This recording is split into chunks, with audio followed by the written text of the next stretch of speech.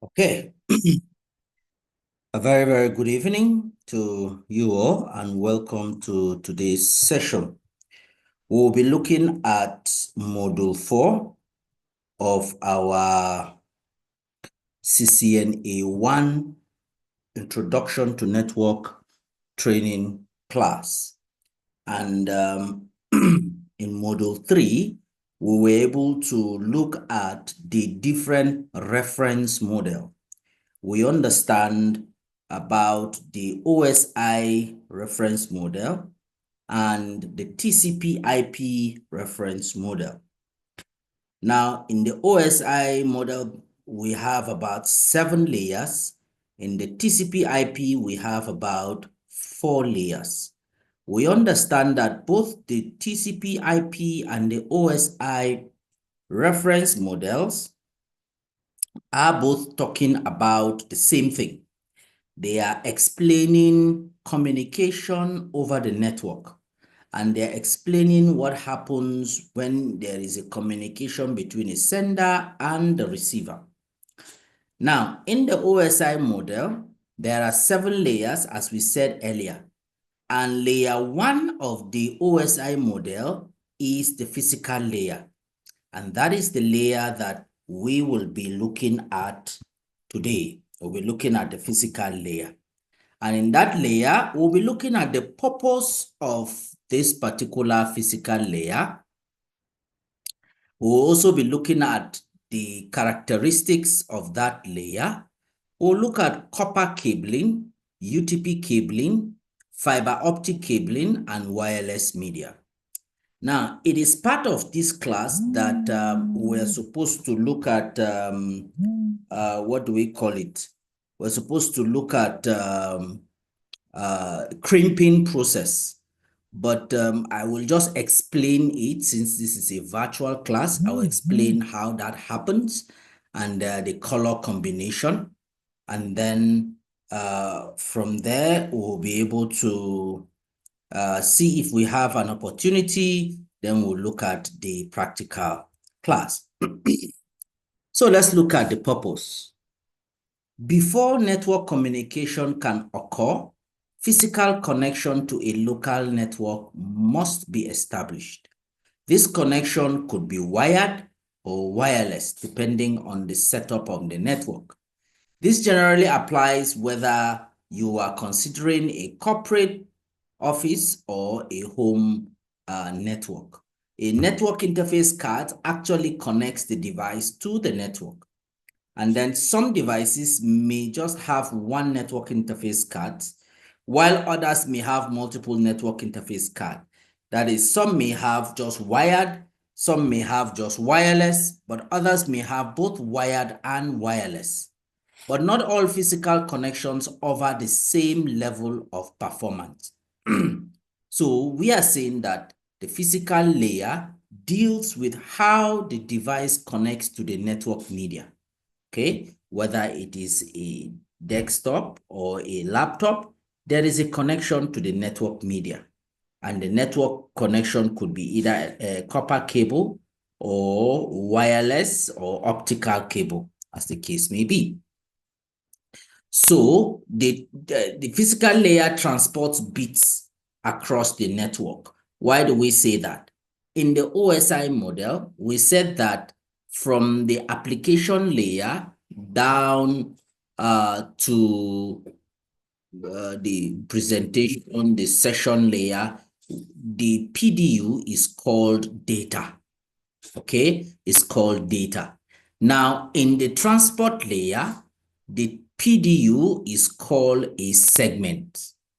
And the reason it's called a segment is because we will talk about it at this layer. That particular data or that PDU is segmented so that only the right size of a segment can be channeled through that media. In the network layer, it is called a packet. Okay, it's called packet. Now, in the data link layer, it is called a frame. Now, in the physical layer, it is called bits because this is where it is now converted from into binary. okay? Which is actually like the combinations of zeros and ones, so binary. So the physical layer actually accepts the complete frame from the data link layer and actually encodes it in a series of signals that are transmitted through the local media, okay? So this is the data. By the time this PC is sending it to the network media, it has to be put in a format that the machine will understand, okay, and things like that. So this is the last step in the encapsulation process. Remember, we said in the last class that encapsulation is the process of adding header information from the application layer down to the physical layer, okay, from layer 7 down to layer 1. So the next device in the path to the destination receives the bits and re-encapsulates the frame and then decides what to do with it. And that is what actually happens at that particular layer. So what are some of the characteristics? Since we said encapsulation adds this header information from application, presentation, session, transport, network, data link to physical layer, that's what it does. There are certain standards that are there in the physical layer, and those standards are implemented in hardware and are governed by different organizations that we saw in the other class. The ISO, which is the International Standard Organization, the EIA/TIA, the ITU, the ANSI, the IEEE. All these are different bodies that governs this layer. Now, why are they involved? Because these bodies deal with standards that have to do with manufacturing. When we say manufacturing, we're talking about like USB, for instance, at the USB port, anybody that is manufacturing a device have to use certain specifications so that that port can be universal. At the network interface card, whether LAN or wireless, whatever device that you are manufacturing has to follow that particular standards. So any device that you are manufacturing that requires a physical medium to be connected, like network layer or network device, it has to follow these particular standards. So some of the components, the physical layer standards address these particular areas. That is the physical components, the encoding, and the signal. The physical components basically are like the hardware media and the other connectors that transmit that signal that represents in form of bits, which is the zeros and ones. So the hardware components like the network interface cards, the network interfaces or the other connectors that you use when you are doing your crimping and things like that, the cable materials, the cable designs, and all the standards or specific devices that are related to the cabling and the connector and the crimping process are dealt with in the physical component. In the encoding aspect, what it does is just converts the stream of bits into a format recognized by the device, the next device in the network path, okay? And we are talking about the device, either the network card that is going to be used, whether a wireless or a LAN or optical, whatever device that is going to use. And then the encoding simply puts it in a pattern where the machine will understand, because that's like the machine language. So it provides like a predictable pattern that can be recognized by the next device, So, for instance, now we're saying that the device, the machine language is in form of zeros and ones, which is it. And these zeros and ones, like we said, represent current voltages, either low or high voltage, whether there's a current or there's no current. So you see, in this particular case, this design is called the Manchester design, for instance, okay? It's like the Manchester encoding method. There are different methods depending on the media that is being used. So for the Manchester, you'll see that once it is high up here, that is there is current, okay? And then low, that is no current. And then it goes up, there's current, down, there's no current, then up, down, there's no current, you see? So it takes note where there is a 0, that is no current. Where there is a 1, there's current. So that is how it represents the data. The data is in binary, which is a two-state circuit. And so it tells you whether there's a current or no current. And that is how the data is actually represented, so that others may be able to, other devices may be able to understand. Okay. Now, the next aspect to it is the signaling. The signaling method is how the bits, values of ones and zeros are now represented in the physical medium. What is the difference between the signaling and the encoding method? The encoding method is targeting the next device, okay? The next device, and what type of device, what type of interface is it and the next device. While the signaling is targeting the network media, the medium that is being used to convey. And since it's represented in zeros and ones, which is the data, and we said we have 3 different types of media.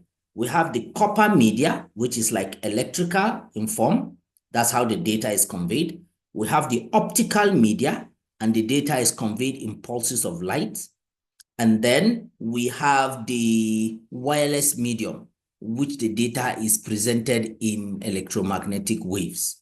Okay, so this particular data that is encoded is now packaged in a way that it can be conveyed on the medium that is being connected.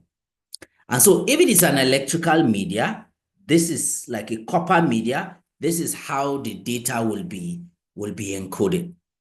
All right, in the copper media.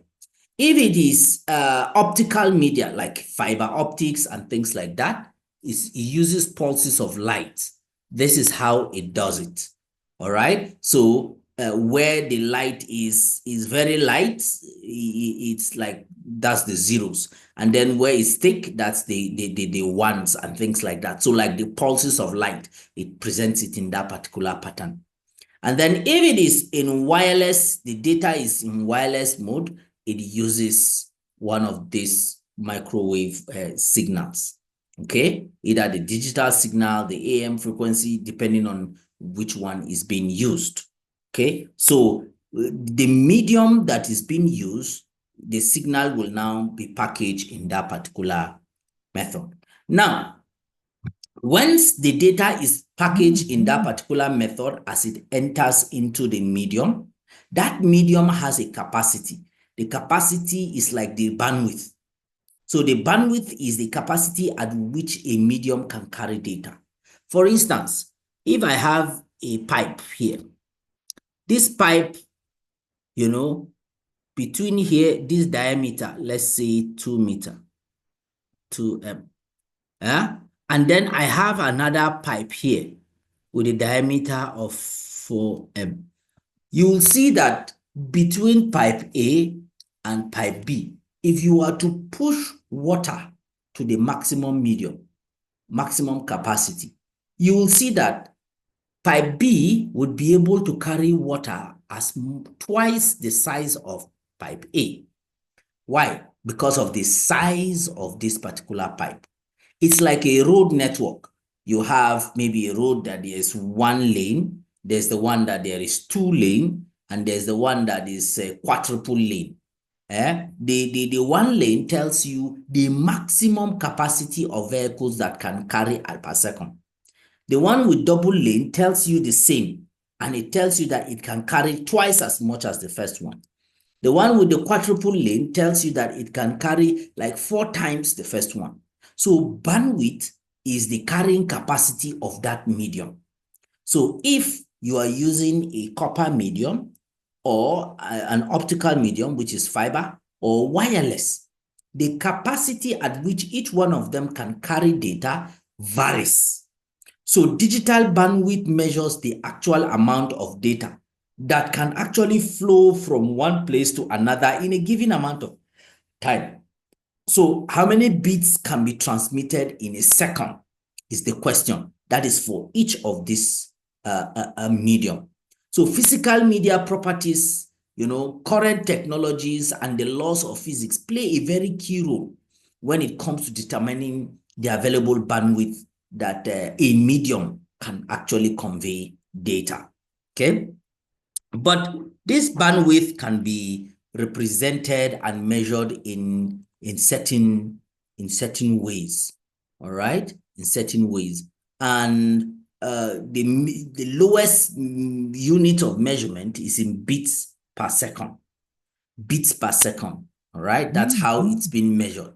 Then you have kilobits per second, which is 1,000 bits of 1,000 bits. Okay. Then you have megabits per second, which is like 1,000,000 bits.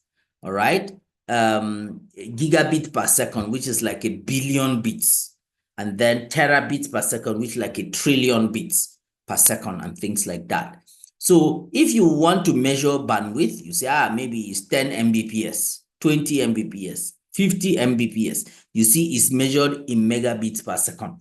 But if you go to gig, you can say, this bandwidth has like 4 gigs per second or things like that. But if it is in kilobits, say 512 and things like that.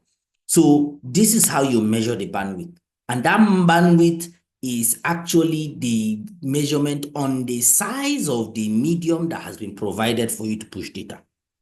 But throughput on the other side is actually the measure of transfer of bits according to a media for a period of time. So I can have this pipe, this bandwidth, okay? And let's say this pipe can carry, let's say, 100 Mbps, okay? Megabits per second. But the amount of data that I'm currently pushing, the throughput, can actually just be about 50%, which is actually 50 Mbps, telling me that the throughput can actually cannot be more than the bandwidth. The throughput is just the amount of data that passes through the channel at that particular moment in time. Okay, that is basically the concept of the throughput, right? So latency is the amount of time, including delays, for a data to travel from one given point to the other. The latency tells you how slow. If there is a lot of congestion on the traffic or on the channel, you say that it has high latency.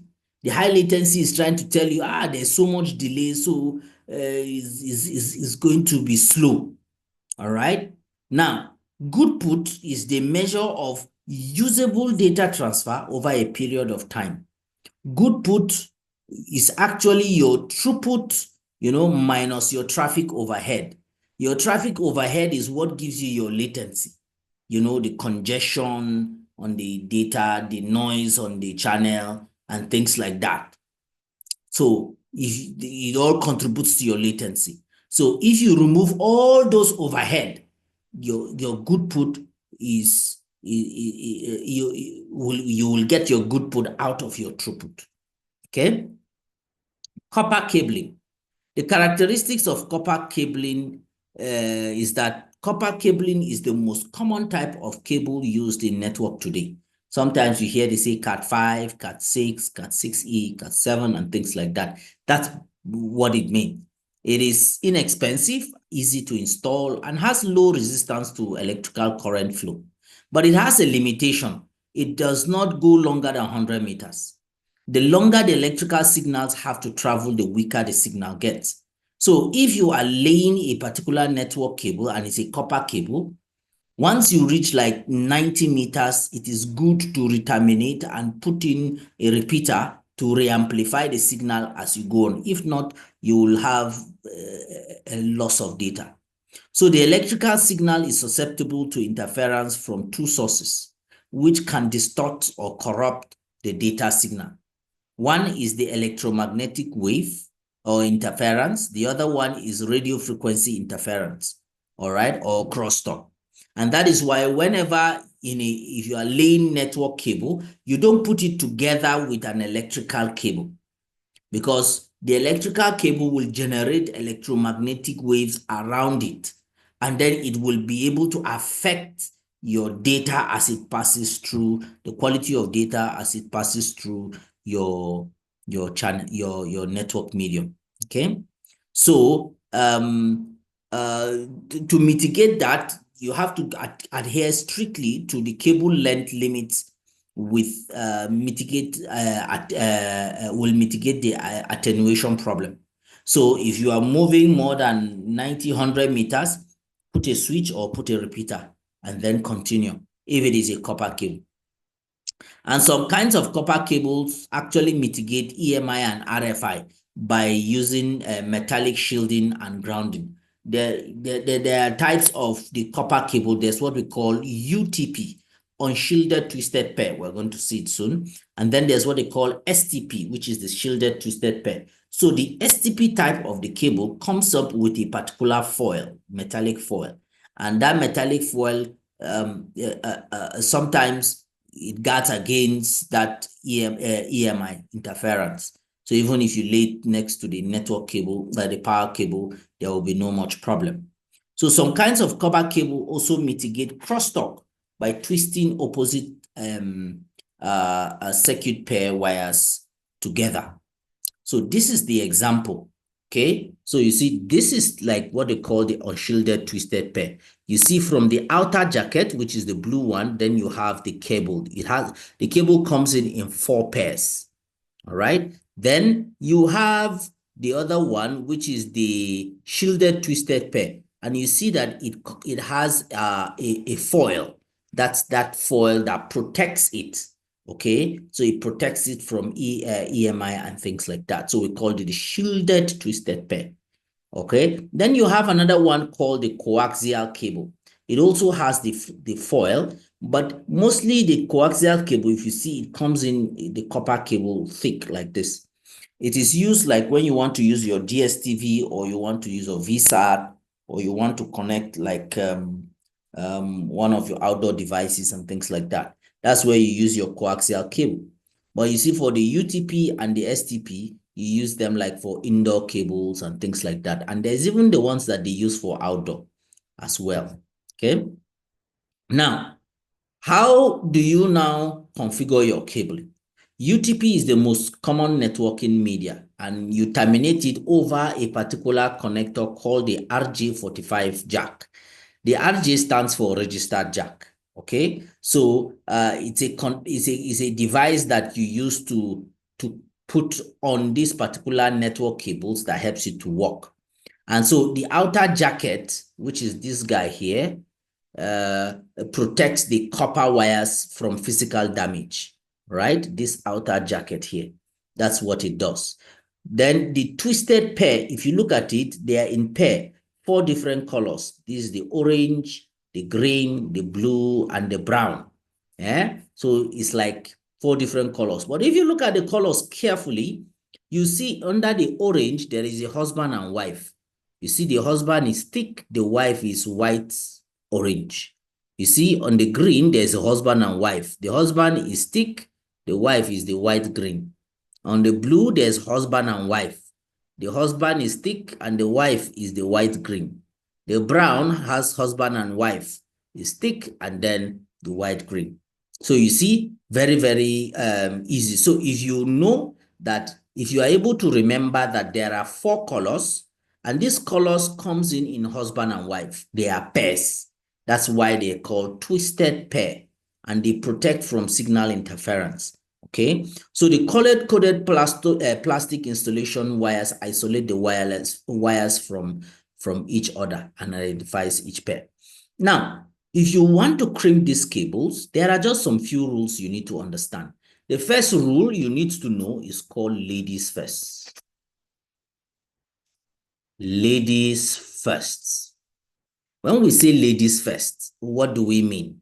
Okay, if you look at these colors, there are 4 colors. 2 of these colors are feminine and the other 2 are masculine. All right, if I ask you to guess, you will see that the feminine colors are the orange family and the green family. They are feminine colors. So let me just put it F here and then F here. Then the masculine families, the masculine colors are the blue and then the brown. All right, so ladies first. So if I am going to arrange these colors, the rule ladies first come into play. So we are going to identify. So inside this family, as you see here, there are 2 colors. There is orange, there's white orange and orange. There's orange and white orange. You will see that the orange inside is the male. So the top one may be male. And then this white one maybe will be female. So this top one will be male. This one will be female. This is male. This is female. This is male. This is female. So you will see that the female has a white touch, okay, in each of it.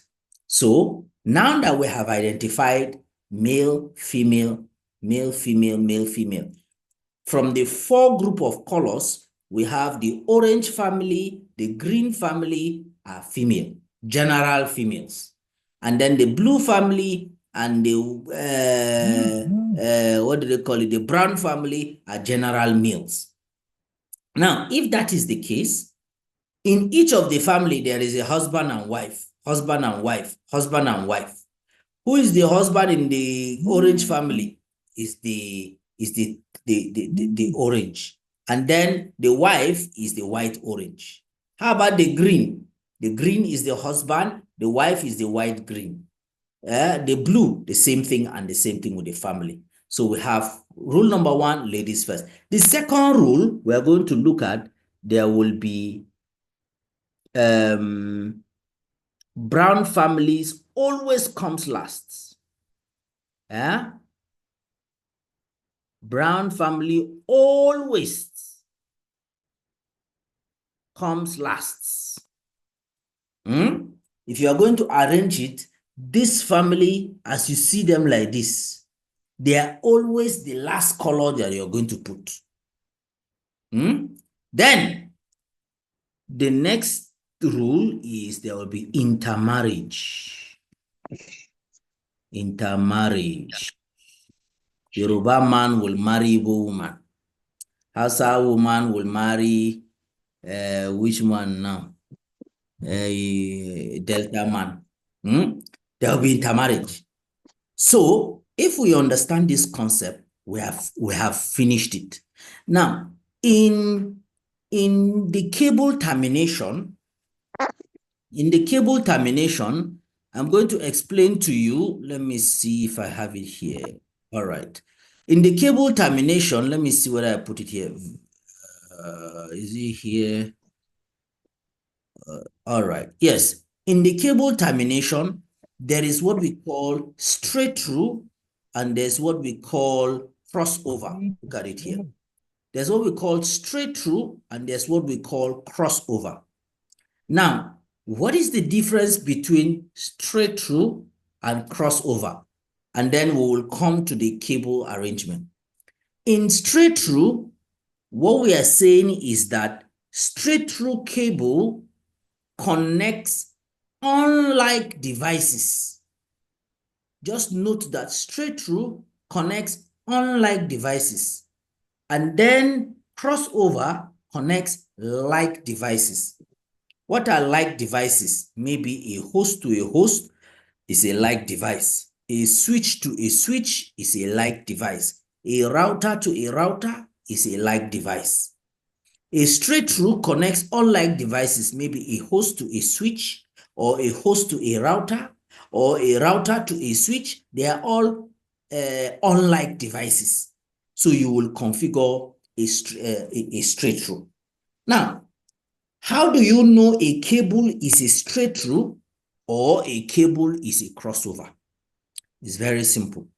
You know, a cable has maybe a head and a tail. Yeah? It has a head and a tail.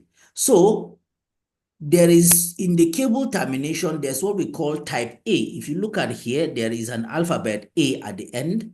If you look at here, there is an alphabet B at the end. So there's what we call type A and type B. So if I want to have a straight through cable, both head and tail will be either type A, type A, type A, or type B, type B. That is for straight through. If I do type A in the head, I will definitely have to do type A in the tail. If I do type B in the head, I will have to do type B in the tail. That is why it is called straight through. Whatever you do in the head, you do in the tail. Crossover on the other side is where you do A at the head, you will do B at the tail. Or where you do B at the head, you do A at the tail and things like that. That is why it's called crossover. So how then do you crimp? How then do you arrange this cable? How do you know the color coding for type A? And how do you know the color coding for type B? Very simple. Remember our formula. Our formula says ladies first. In all things, ladies first. And we know the ladies' colors. Then rule 2 says the brown family always comes last. The brown family always comes last. Then rule 3 says that there's going to be intermarriage. So let's look at type A and see how we can apply our formula, then type B and how we can apply our formula. So for type A, looking at this type A here, how do we apply our formula? It says that ladies first. The ladies' colors are orange and green. So in the type A, you see that the green family comes first. In the type B, see the orange family comes first. They are both ladies' colors, ladies' family. But you see, whether type A or type B, the brown family always comes last. But look at it. In the type A, the green family comes first. But look at it. In that green family, the wife is put as number 1 before the husband as number 2. If you come to type B, the same thing. The wife, which is the white orange, comes in before the husband, which is the orange. So you have, for type A, you have white, orange, orange. So let me write it. You have, white, green for type A. White, green, then green. Then I go down to the last one. I have white, brown, and then brown. So you see the white is the female in each of the case. So I have gotten pin 1, 2, then 7, 8. Then what is remaining in the middle is which color? For type A, we have orange and brown and blue. So we're going to do intermarriage. Eh? The blue man will go and marry the orange woman. And then the orange man will go and marry the blue woman. So in the same vein, you will see that since there is going to be intermarriage between these two, you will see that white, orange comes in before blue. Then white, blue comes in before orange. We have finished arrangement for type A. So you see type A has white, green, green, white, orange, blue, white, blue, orange, white, brown, brown. Finish. Type B on the other side, it starts with white, orange, and then ends with the same brown family. So Type B says white, orange, orange, white, green, blue, white, blue, green, white, brown, brown. If you apply the formula, you are good. Now, does it matter, this arrangement? The answer is yes, it matters. And this arrangement that you arrange the cable, you have to put them in the connector and then crimp it very well to remain like this. It matters. Why does it matter? Because pin 1 and pin 2 transmit. Or let's say TX, they transmit. And then pin 3 and 6, they receive. Yeah? Whether you are using type A or type B, pin 1 and 2 transmit, and pin 3 and 6 receive. Now, how about pin 4, 5, and 7, 8? Those one convey power. Sometimes you see you have a switch, they call it PoE, or you have an AP that needs to be powered from a switch, or you have a device that needs to be powered from somewhere. Those ones are PoE. So they convey power. But pin 1, 2 transmit, pin 3, 6 receive. Now, check it out. Which are the pins that actually carry life? They carry life, that is the one that carry data. Yeah? They are the ladies. You see, in the type A, if we come to the type A, for instance, if you look at pin 1 and 2 is the green family, and the green family is a ladies' color. Yeah? Is the green family, is the ladies' color, and that is beautiful. They carry data. They are the transmitters. If you come to type B, the transmitters are the orange family. Look at it. And they are still ladies' color. So ladies are powerful. They transmit, they are the ones that transmit life. Then how about 3 and 6? Look at it. For type A, 3 and 6 are the orange color. In type B, 3 and 6 are the green color. So the colors that carry life in data transmission are the female colors. That is the orange and the green. The green and the orange are the ones that carry life. The guys, the male colors, which is the blue and the brown, they carry power. They carry power. So that's how I'm able to put it. How about the fiber optics? What are some of the properties?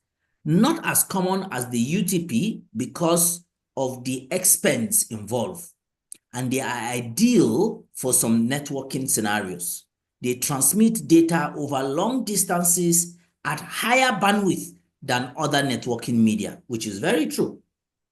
So if the copper cables can transmit to about, let's say, 100 meters max, the fiber can carry data for up to like 2 kilometers, 3 kilometers to 5 kilometers, depending on the type. There's what we call the multi-mode, and there's what they call the single mode. Okay, so they can carry data as far as in kilometers. And then they carry data in humongous bandwidth. You see, in the copper cable, we'll come to talk about it when we come to talk about data link, Ethernet technology. We'll talk about the bandwidth on each of this. Okay, so the fiber optic is less susceptible to attenuation and completely immune to EMI or RFI. All right, it is made flexible, extremely thin strands of very pure glass. And that is why it uses pulses of light to convey the data, because it's using glass. So, and it uses a laser or LED to encode these bits as pulses of light. The fiber optic cables acts as a waveguide to transmit light between the two ends with minimal signal loss. And that is why companies use it if you want to convey data across a very far distance, or you want to ensure the integrity of the data. You use fiber optic. Now, we have two types of fiber. We have what we call the single mode fiber, and we have the multi-mode fiber. What is the difference between the two? The fiber has what we call the core. It has the cladding. The core in the single mode is actually very small, all right? Because let me give this illustration. Some of you that have done security in your house, you have a torchlight. And this torchlight beams light. If you are doing security in the night and you observe that there's something over there that is quite far and you want to see it, how would you adjust the aperture of the torchlight, the flashlight? You will adjust it very thin. Is that not so? You will adjust it in a very thin way so that it will go very far. But if it is something very close, you will adjust the aperture to be wide so that you can be able to see it very close. So the wider it is, the closer you see. But if you want it to go far, you make it thin. So the single mode has a thinner aperture than the multi-mode. In the multi-mode, it is meant for like indoors and it does not carry distance as far as a single mode, even though it can carry this data in larger capacity than the single mode. But when it comes to the distance, the single mode carries data more. Okay, so it has like the size of the core is about 9 microns. But that of the multi-mode, the size of the core is between 50 to 62.5 microns. So you see that the sizes are different. So if you see here, this is like the core, and then look at the difference between this guy. Okay, so that is the difference. Another difference is that the single mode, you use it, it can go as far as, should I say, 2 kilometers, 5 kilometers. The multi-mode can go like 500 meters, maybe 1 kilometer. If you have a very good one, can go like 2 or something like that. So the single mode is very small. It has very small core. It uses expensive lasers and then is designed for long distances. But the multi-mode has larger cores and is less expensive, and because it uses lead, all right, and it carries bandwidth up to 10 gigabits over 550 meters or so. So dispersion refers to like spreading out of light pulse over time. So increased dispersion means increased loss of signal strength. The multimode fiber has greater dispersion than the single mode fiber, with the maximum cable distance of about 550 meters. So most companies now use fiber for backbone, even institutions. So enterprise use backbone cabling for applications and interconnecting infrastructures, whether in your polytechnics or your universities or whatever institution you use fiber for backbone. Another way they use it is for fiber to home, okay, especially in advanced countries. I hear that Lagos also has, some part of Lagos also have it, but in advanced country, they use fiber to the home, where you have fiber that is terminated to different homes. And then you also use it for long haul networks used by service providers to connect like countries or cities and so on and so forth. And interestingly, you also use fiber optic cable for submarine data carriage to carry between different countries, used to provide reliable high-speed internet capacity, to survive harsh weather and things like that. All right. So the fiber optic has connectors or like patches. All right. But the patches are terminated to connectors. Just like in the copper cable, we have the connectors. The connectors, we know them as RJ45 connectors. Okay. The fiber optic has connectors like what we call the straight trip connectors, or we call it the ST connectors. It has what we call the lucent connectors. We call them the LC connectors. You have what we call the subscriber connector. We call them the SC connectors.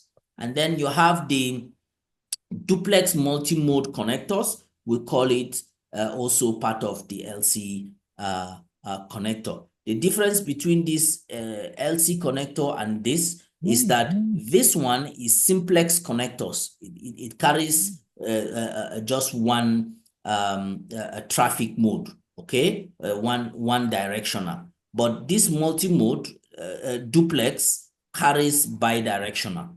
That is the difference between the two. So the fiber has basically four these connectors: the ST, the LC, the ST connectors. All right. So these are the patch cords that you have for your fiber. There's what we call the SC to SC patch cord. So that means the head is SC connector, the tail is SC connector. All right. And when you see MM, which means it's multi-mode, it's a multi-mode connector cable. Then you have the LC to LC. So you see the head is LC, the tail is LC, and SM means it's single mode. Okay. Then you also have the ST to LC, which means the head is LC, the tail is ST. All right. MM means it's multi-mode. And then you have the ST to LC to SC. Head is ST, and then this is SC, single mode. Okay. So a yellow jacket is for single mode fiber cables, and the orange one is for multi-mode fiber cables. So those of you that are in the field, you will get to see this a lot. Now, if you are to compare fiber versus copper cables, you see that when it comes to bandwidth, the UTP cables takes from 10 Mbps to about 10 gig, while the fiber cable takes about 10 up to 100 gig. Okay, up to 100 gig. How about the distance? The UTP cable takes maximum of about 100 meters. Okay, and then the fiber takes about 100,000 meters. That is about 100 kilometers, right? Before attenuation. And then immunity is low for UTP to AMI and RFI to radio waves. And then, but the fiber has high and completely immune to it. Even also completely immune to electrical hazards. Okay, and the fiber has that. All right. Then installation, media and connectors. In terms of cost, the UTP has very low cost, but the fiber has very high cost in terms of connectors.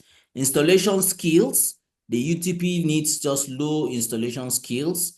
The fiber needs the highest installation skills, and same as the safety precautions. So let's go to the wireless media. The wireless media carries electromagnetic signals representing binary digits using radio or microwave frequencies. This provides the greatest mobility option.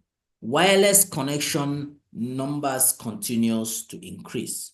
Some of the limitations of wireless include the coverage area, so that effective coverage can be significantly impacted by the physical characteristics of the deployment location.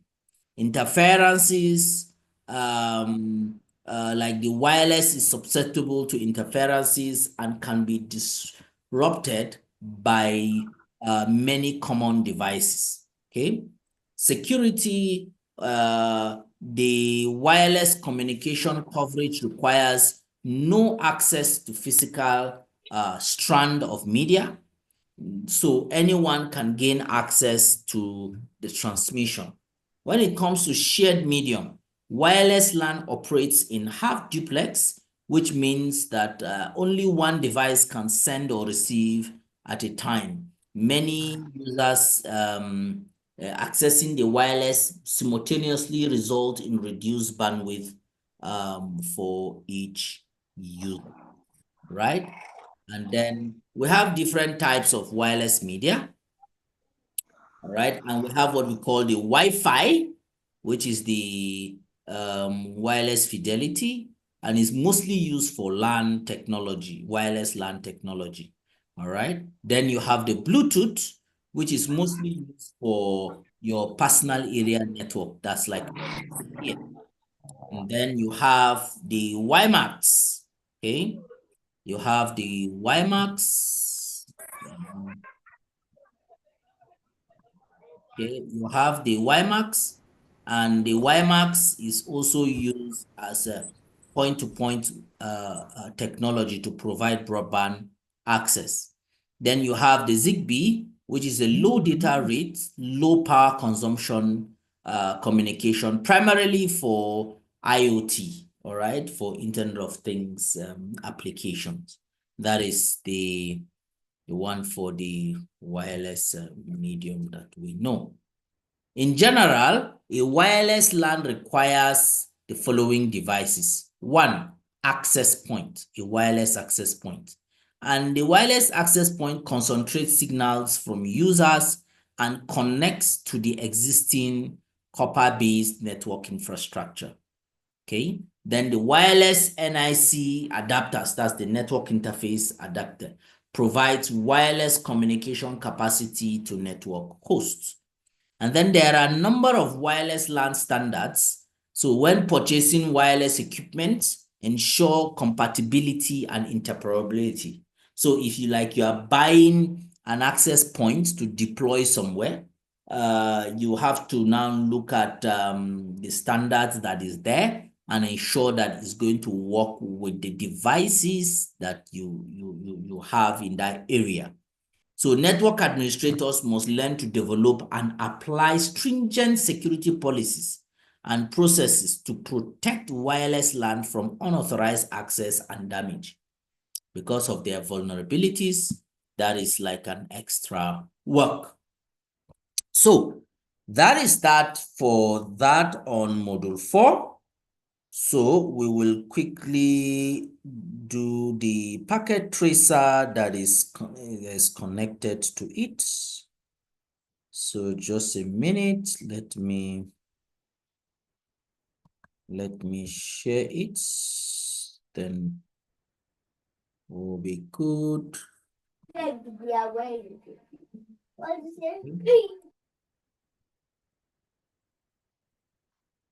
I'm sharing my screen now.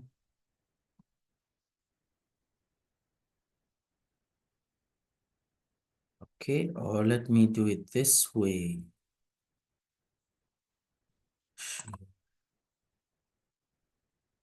All right, so I'm sure you should be able to see my screen now. All right, so this is the activity 4.6.5. And then we have another activity 4.7.1. Okay, so we'll do the first one. If time still permits, then we will do this one. If it doesn't permit, then you guys will do it on your own, right? So let's look at this. What is this activity? It is packet tracer to connect a wired and wireless LAN. Okay, let me just adjust this way so that we can see it very well. This is the addressing table that we have, so we'll get to it. The objectives is to connect to the cloud, right? This is our cloud here. And then we will connect router 0. We will connect the remaining devices. We will verify connection and we will examine our physical topology. So let's look at the background. it says, when working in packet tracer, which is a lab environment or a corporate setting, you should know how to select the appropriate cable and how to properly connect device. This activity will examine different devices configuration in packet tracer and selecting proper cables based on the configuration and the connection the devices. This activity will also explore the physical view of the network in packet tracer. Okay. So let's look at part 1, connect to the cloud. All right. Step 1 says connect the cloud to router 0. This is router 0 here, and this is the cloud. So how do we connect? It says at the bottom left, click the orange lightning icon to open the connections. See, this is the lightning icon here. So if I click here, you see automatically it has brought up all these connections here for us. And then B says choose the correct cable to connect router 0 fast Ethernet 00 to cloud Ethernet 6. All right. It says cloud is a type of switch. So use a straight through cable. Why are we using a straight through cable? Because it is a router to a switch. It is, what do they call it? Unlike devices. Okay. So how do I know which one is a straight through? If you have attached the correct cable, the lights on it will turn green. So if I come down here, as I am moving around, you're going to be seeing the names of the cables down here. Okay. So see, I come here. This is like my straight through cable. If I click here and they say I should come to the router port 00 fast Ethernet, which is here, and connect it to Ethernet port 6, ETH6. Look at it here. So I've connected. So if it is right, I will see green, green. Can you see green, green? That is it. Then we're done with step 1. Let's go to step 2. Connect the cloud to the modem. Choose the correct cable to connect cloud coaxial 7 to modem port 0. If you attach the correct cable, the links will turn green. So, what type of devices? Are they like device or unlike devices? Then we will connect. If we make mistake, it should show red. So we'll go to coaxial 7 because we're using coaxial cable. You see, the moment I click here, what happened? It says the cable cannot be connected to that port. Why can it not be connected? Because I chose the wrong cable. I chose, what do they call it now? An Ethernet cable instead of a coaxial cable. Okay? Instead of a coaxial cable. So how do I know which one is a coaxial cable? If I come here, this is this blue one. Oh, let me maximize it. This blue one here, this is a coaxial cable. If I connect here, you see it has connected it. Then I come here to port 0, coaxial cable. All right. So this is a coaxial cable. It's an outdoor cable. It's like the cable we're connecting from a VSAT. It's like you're using VSAT to connect to your indoor modem. That's what this is trying to show you. Okay. Then part 2 says we should connect router 0 now. Connect router 0 to router 1. So these are like devices. So choose the correct cable to connect router 0, serial 000 to router 1, serial 000. So now, even though they are like devices, the port we are connecting is like serial ports. When you are connecting serial ports, it is assumed that you are connecting long distance connection using outdoor connection. So I come to my serial connection. That's why it says use one of the available serial cables. So these are my serial connections. I come here, serial 0 to serial 0 here. So we've connected that. Step 2, connect router to NetAcad PKA. This is it here. So router to this, they are unlike devices. So I will use straight through. So I'll use straight through. I'll come to router here. First Ethernet 0, 1. I come to here and I connect here. Okay. And then where else? It says use the same wires to transmit 1 and 2, and then 3 and 6 to receive. Oh, okay, what I explained to you. The correct cable to choose consists of these crossed wires, although what do they call it now? The correct cable to choose consists 3 of the crossed wires, although many network interface cards now auto sense which pair is used to transmit and receive. All right, router 0 and next do not have, okay, they don't have auto sensing. What is this auto sensing? You see here now, it's showing us red. It's showing us red because the device router is seen as a PC, is seen as a system, as a PC. And this guy is seen as a PC. So it's seen each other like devices. So on a normal day, they are supposed to do what they call auto negotiation, which means that the device is going to notice and understand that they are like devices. Then one of the interfaces will change its configuration so that the cable will flow automatically. So here they are telling us that auto sensing is not configured here. So we're going to use a crossover cable and then connect from, where is it now?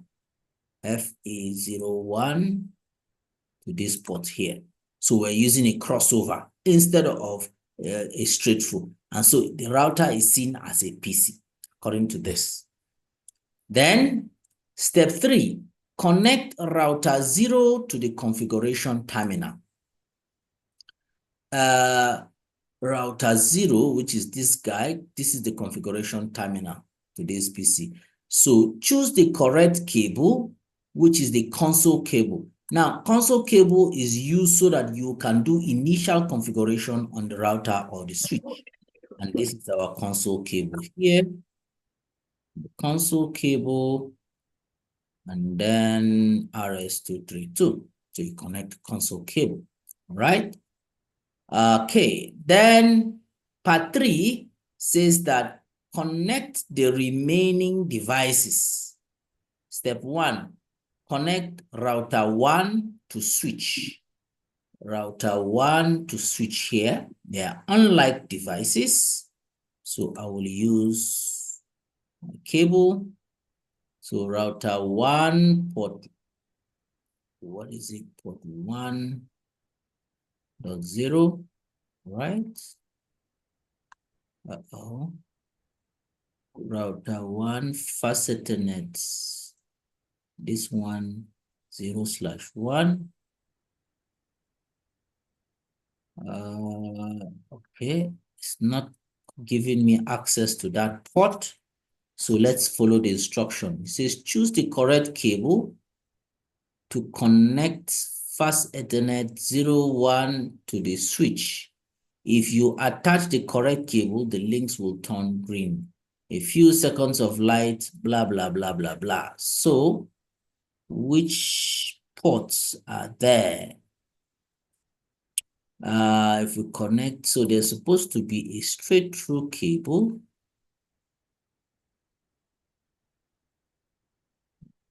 Okay. I connect. but they're saying fast Ethernet.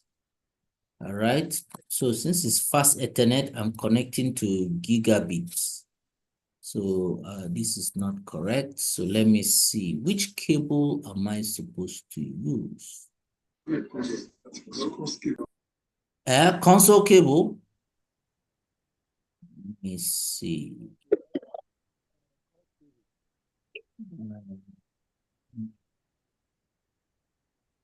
This one is like this. This.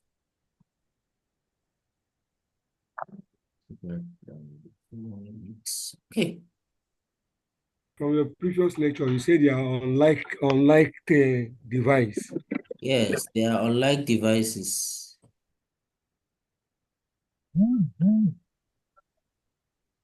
So so because it's a router to switch, it's supposed to use straight through cable. They are unlike devices. Let me try. You see, it does not even take Ethernet cable.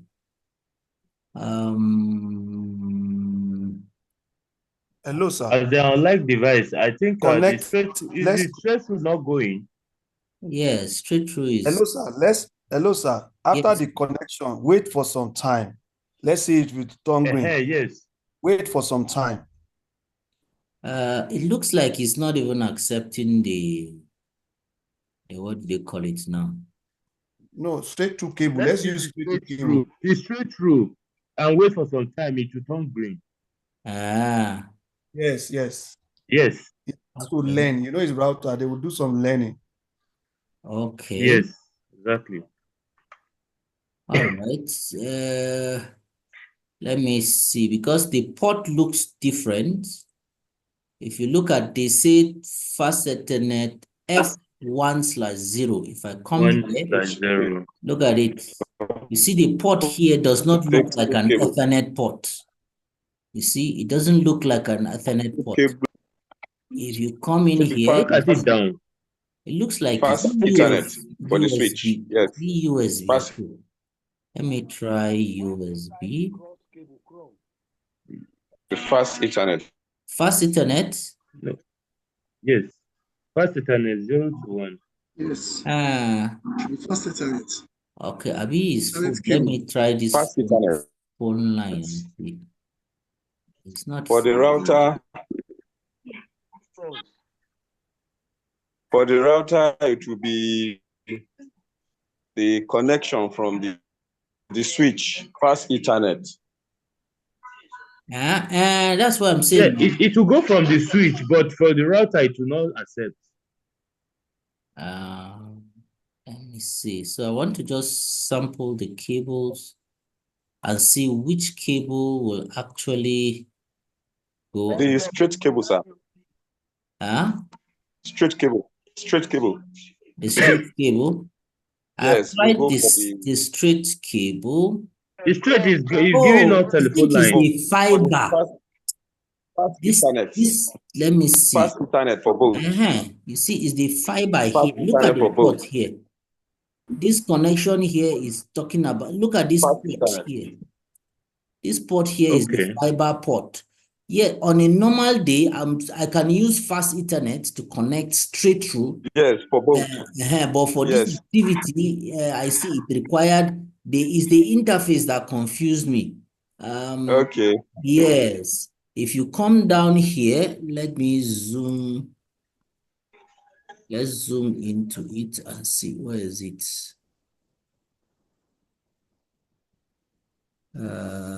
Zooming. I'm trying to zoom. Please zoom out.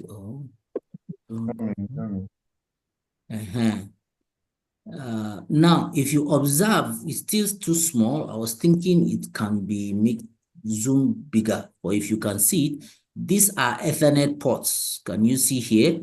These ones are serial. These ones are serial ports here. But there is let me see. There is one of the ports that I was thinking it would show us is too tiny. It's too tiny, you cannot see it. I wanted to use the opportunity to show you guys how it looks. Okay, but it's like the fiber port they wanted us to connect to. All right. Now let's go to step 2. Here it says connect cable modem to the wireless router. Cable modem, this is this guy, to wireless router. So we're to do from port 1 to the wireless router internet port. So this is cable modem. So if I pick straight through, let's see whether we're good. So I think we're good on that. Straight through connects. Then connect wireless router to family PC. This is family PC. So now, is this straight through or crossover now? Don't even know myself. Because this in the way is just changing. A normal day, I will use straight through. This cabling. Yes. Let's see. Let's see, wireless router port Ethernet 1 to family PC here. All right, so I think we're good at that. So we're finished. All right, so they say verify connections, test the connection from family PC to NetAcad PCA. So from here to NetAcad. So how do we verify? We run a ping. All right, so I will open browser. So I will open family PC here and then desktop. And they say open the web browser and then put in this address. Okay. Put this thing top here. Web browser.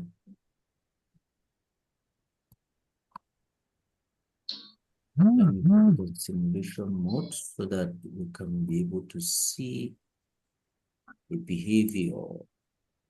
Web is at the upper right corner. Web is at the upper right corner, yes. Yes. So I think you're there. yeah, I just want to adjust this screen. Okay, it's not adjusting. Okay.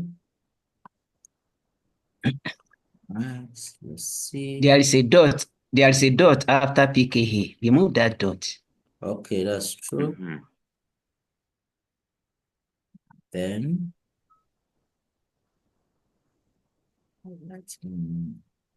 this should be able to go. This is host name unresolved. Okay. That is the message brought.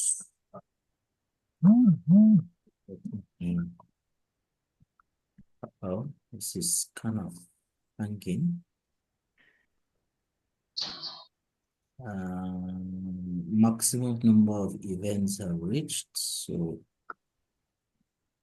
clear event lists. All right, so let me just run it again.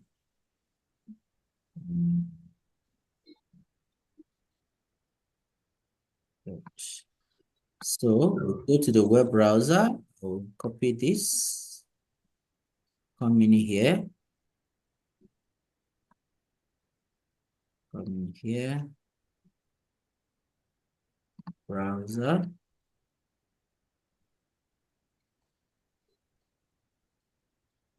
And then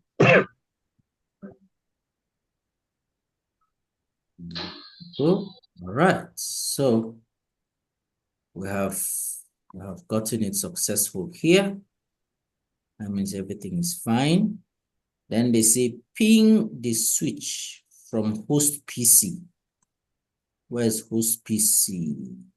This is home PC. This is home PC. Go to desktop, command prompt, put it on top. They say we should ping the switch. How do we know the IP address of the switch? We come up here. Come up here and put this thing on the side. Let's look for the IP address of the switch. The switch. Okay, so see the switch here. See the IP address 172.160.2. So I just ping. Okay.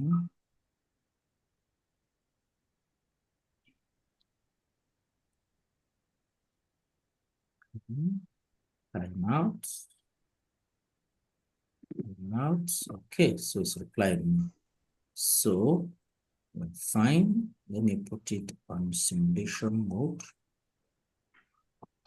Then we run it. We run it. We should be able to see it. Good. So we should be able to get to the switch, which is this guy here. Then gets there to the cloud. Then from there to router 0. From router 0, it goes to router 1. From router 1, it goes to the switch. You'll be able to tick it. And then goes back. That is the reply that that's the reply that is getting. All right, so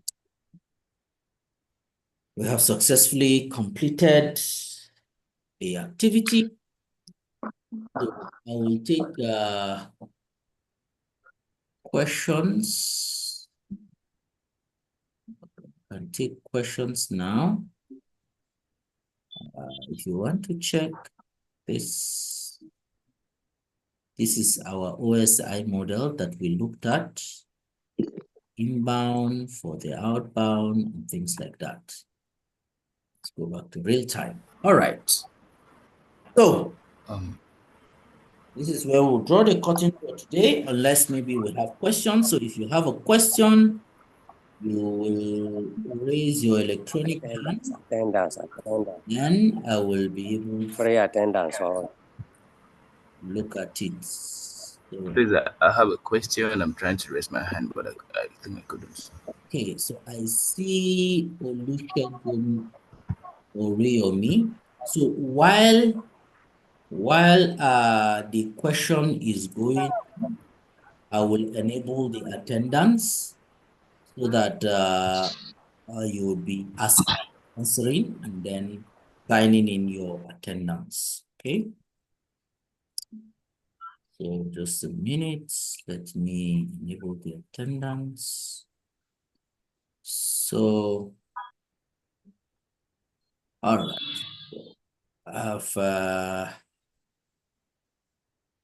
I've done the attendance now. You can sign your attendance, and remember, don't exit until we close the whole activity. All right? So I'm going to take your questions now.